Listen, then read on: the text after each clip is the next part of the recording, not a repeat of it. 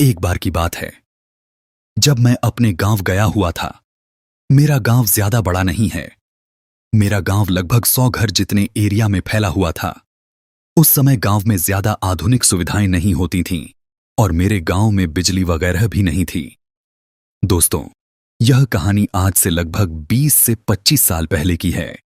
हमारे गांव में लोग जल्दी उठ जाया करते थे और अपने खेतों की तरफ निकल जाते थे।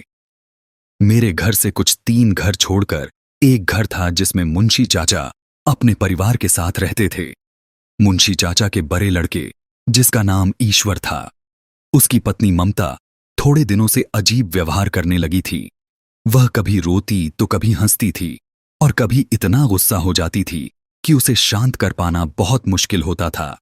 वह अपने परिवार वालों को बहुत गंदी गंदी गालियां देती थी और बोलती थी कि मैं इसे नहीं छोड़ूंगी, मैं इसे नहीं छोड़ूंगी। यह कहानी बहुत साल पहले की है। उस समय मेरे गांव में कोई डॉक्टर वगैरह नहीं थे, तो ज्यादातर लोग नीम हकीम के पास ही जाया करते थे, पर उन लोगों के पास भी इसका कोई इलाज नहीं था। दिन प्रतिदिन ममता की हालत बिगड़ती गई। ममता की एक बेटी थी, लज्जो, जो करीब 8 साल की थी। ममता हमेशा कहा करती थी कि मैं इसे नहीं छोड़ूंगी। मेरा मतलब ममता नहीं, उस पर सवार कोई ताकत थी जो ऐसा बोला करती थी।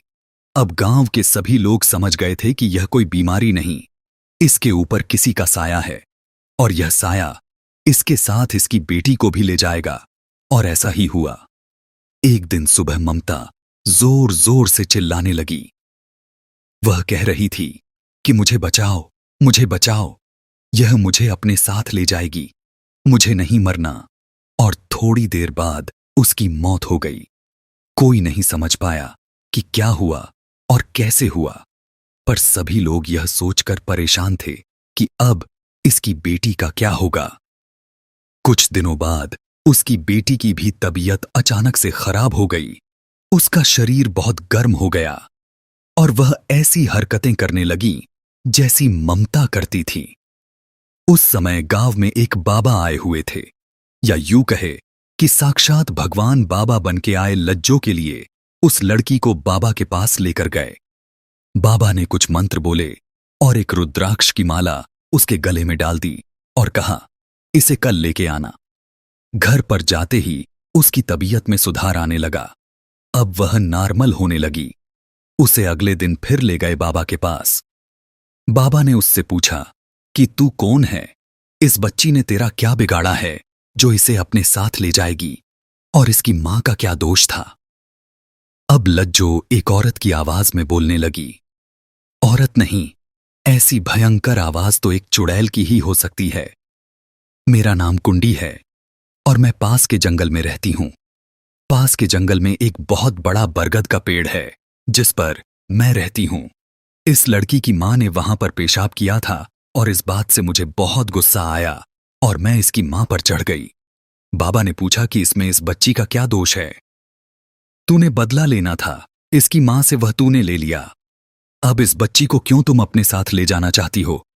उस चुड़ैल ने कहा, मुझे यह बच्ची बहुत पसंद आ गई है और मैं इसे अपने साथ ले जाऊंगी, चाहे तुम कुछ भी कर लो। बाबा ने कहा, इसे ले जाके तो देख। बाबा ने कुछ मंत्र पढ़े और अपनी झोली से एक किताब निकालकर उसे पढ़ने लगे। उस चुड़ैल ने कहा, यह बंद करो, इससे मुझे तकलीफ हो रही है। और वह चुड़ैल उस लड़की को छोड़कर खेतों की तरफ से गेहूं की फसल से होते हुए उस जंगल की तरफ भाग गई। बाबा ने एक माला निकाली और उस लड़की को गले में पहनाते हुए उसके परिवार वालों से बोला कि इस माला को इसके गले में बांधे रहने देना। उसके बाद से लज्जो एकदम ठीक है। सो आई होप गाइज आपको यह हॉरर स्टोरी अच्छी लगी होगी।